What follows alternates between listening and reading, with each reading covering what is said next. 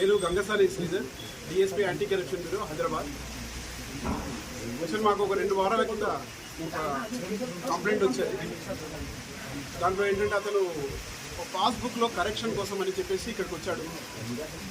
వచ్చినప్పుడు ఒక 50,000 డిమాండ్ చేసి తహసీల్దారు లలిత గారు ఒక 50,000 రూపాయలు అతని దగ్గర డిమాండ్ చేసి రెవెన్యూ ఆపరేటర్ ద్వారా తీసుకున్నారు అమౌంట్.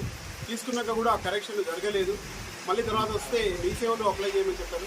మీ సేవ ఇక్కడ సర్వర్ డౌన్ ఉన్నదని చెప్తే సరే మేమే అప్లై చేసి దాన్ని కరెక్షన్ చేస్తామని చెప్పారు. కానీ దానికి ఆ రోజు సర్వేయర్ కూడా ఇక్కడ ఉండే. సర్వేయర్ తర్వాత తహసీల్దార్ ఇద్దరు కలిసి ఇద్దరికి కూడా 50,000 లక్ష రూపాయలు ఇంకా ఫర్దర్గా ఇవ్వాలని డిమాండ్ చేశారు.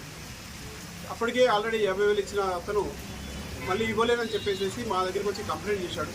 అది కేసు రిజిస్టర్ చేసి మేము ఈరోజు వీళ్ళిద్దరిని కస్టడీలోకి తీసుకున్నాము, విచారిస్తున్నాము.